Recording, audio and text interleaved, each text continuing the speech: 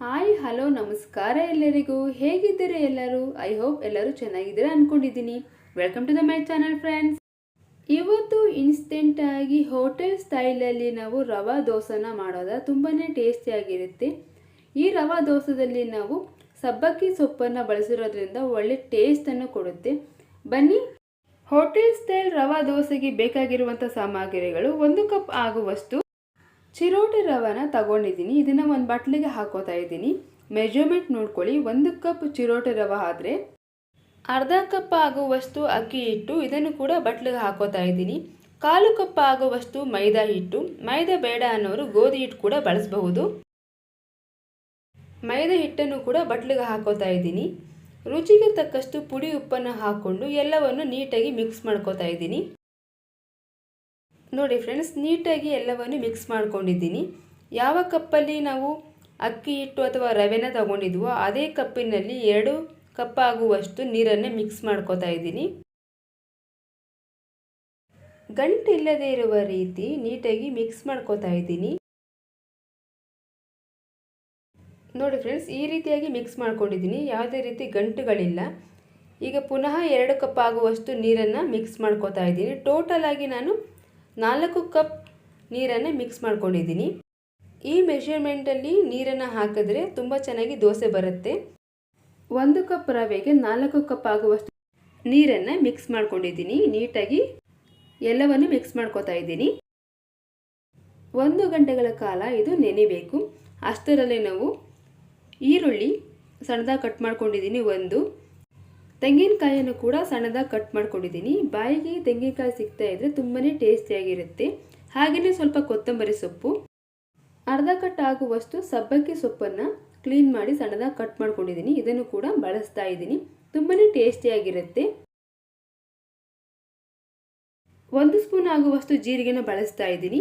ಈರುಳ್ಳಿ, ತೆಂಗಿನಕಾಯಿ, ಕೊತ್ತಂಬರಿ ಸೊಪ್ಪು, ಸಬ್ಬಕ್ಕಿ ಸೊಪ್ಪನ್ನು ಕೂಡ ಹಾಕೋತಾ ಇದ್ದೀನಿ. ಹಾಗೆಯೇ 2 ಸ್ಪೂನ್ ಆಗುವಷ್ಟು ಅಡುಗೆ ಎಣ್ಣೆ ಕೂಡ ಬಳಸಿ ನೀಟಾಗಿ ಎಲ್ಲವನ್ನು ಮಿಕ್ಸ್ ಮಾಡ್ಕೋತಾ ಇದ್ದೀನಿ. ಬೇಕು ಅಂತ ತುಪ್ಪ ಬೇಕಾದರೂ ಕೂಡ ಅಡುಗೆ ಎಣ್ಣೆ ಜಾಗದಲ್ಲಿ ಹಾಕೊಬಹುದು. ನಾನಿಲ್ಲಿ ಅಡುಗೆ ಎಣ್ಣೆ ಹಾಕೊಂಡಿದ್ದೀನಿ 2 ಸ್ಪೂನ್ ಆಗುವಷ್ಟು. ಎಲ್ಲವನ್ನು ನೀಟಾಗಿ ಮಿಕ್ಸ್ ಮಾಡ್ಕೋತಾ ಇದ್ದೀನಿ. ಈ ರೀತಿ ತೆಳುವಾಗಿರಬೇಕು ರವೆ ದೋಸೆಗೆ.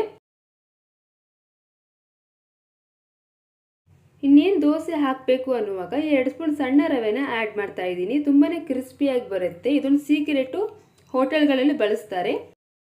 ಚೆನ್ನಾಗಿ ಮಿಕ್ಸ್ ಮಾಡ್ಕೊಳ್ಳೋದು ತುಂಬಾ ಒಳ್ಳೆಯದು. ಸ್ಟವ್ ಆನ್ ಮಾಡಿ ದೋಸೆ ಹಂಚನ್ನು ಕಾಯಕ್ಕಿಟ್ಟಿದ್ದೀನಿ.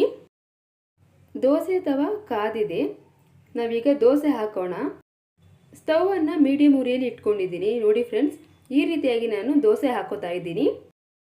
ಸುತ್ತ ಮತ್ತು ಎಲ್ಲೆಲ್ಲಿ ಹೋಲ್ಸ್ಗಳಿದೆಯೋ ಅಲ್ಲೆಲ್ಲ ನಾನು ಎಣ್ಣೆ ಹಾಕೋತಾ ಇದ್ದೀನಿ. ಎಣ್ಣೆ ಬೇಡ ಅನ್ನೋರು ತುಪ್ಪ ಕೂಡ ಹಾಕೋಬಹುದು.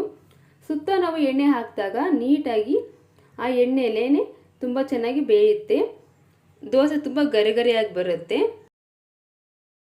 ಆದಷ್ಟು ಮೀಡಿಯಮ್ ಉರಿಯಲ್ಲೇ ದೋಸೆನ ಬೇಯಿಸಬೇಕು. ನೋಡಿ ಫ್ರೆಂಡ್ಸ್, ತುಂಬ ಚೆನ್ನಾಗಿ ಬಂದಿದೆ.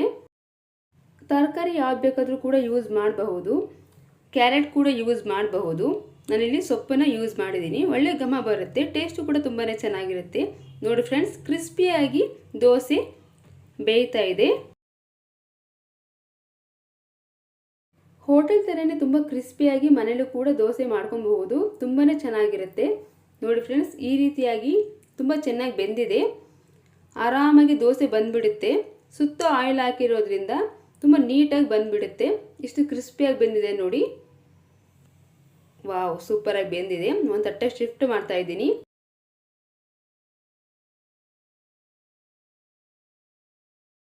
ಮತ್ತೊಂದು ದೋಸೆ ಹಾಕೋಣ. ಪ್ರತಿ ಬಾರಿನೂ ದೋಸೆ ಹಾಕಬೇಕಾದ್ರೂ ಹಿಟ್ಟನ್ನು ನೀಟಾಗಿ ಮಿಕ್ಸ್ ಮಾಡ್ತಾನೆ ಇರಬೇಕು. ಸ್ವೀಟ್ ಕಾರ್ನ್ ಕೂಡ ಹಾಕೋಬಹುದು, ಟೇಸ್ಟಿಯಾಗಿರುತ್ತೆ. ಸೌತೆಕಾಯಿ ಕೂಡ ಹಾಕೋಬಹುದು. ನಿಮಗೆ ಯಾವ ವೆಜಿಟೇಬಲ್ಸ್ ಇಷ್ಟನೋ ಅದನ್ನು ಕೂಡ ಆ್ಯಡ್ ಮಾಡಬಹುದು.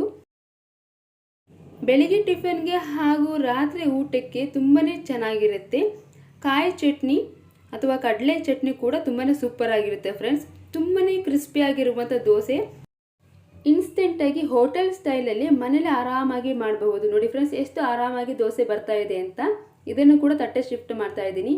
ತುಂಬಾ ಕ್ರಿಸ್ಪಿಯಾಗಿರುವಂತಹ ಸಬ್ಬಕ್ಕಿ ಸೊಪ್ಪನ್ನು ಬಳಸಿ ನಾವು ರವೆ ದೋಸೆ ರೆಡಿ ಮಾಡಿದ್ದೀವಿ. ಅದು ಹೋಟೆಲ್ ಸ್ಟೈಲಲ್ಲಿ ನಾವು ರವೆ ದೋಸೆ ರೆಡಿ ಮಾಡಿದ್ದೀವಿ. ತುಂಬಾ ಸೂಪರಾಗಿ ಬಂದಿದೆ. ನೀವು ಕೂಡ ಮನೇಲಿ ಟ್ರೈ ಮಾಡಿ ನೋಡಿ ಹೇಗಿತ್ತು ಅಂತ ಕಾಮೆಂಟ್ ಮೂಲಕ ತಿಳಿಸಿ ಫ್ರೆಂಡ್ಸ್. ಹೆಚ್ಚಿನ ರುಚಿಕರವಾದ ಅಡುಗೆಗಳಿಗಾಗಿ ಹಾಗೂ ಹೆಲ್ತ್ ಟಿಪ್ಸ್ಗಳಿಗಾಗಿ ನಮ್ಮ ಚಾನಲನ್ನು ಸಬ್ಸ್ಕ್ರೈಬ್ ಮಾಡ್ಕೊಳ್ಳಿ. Thank you for watching friends.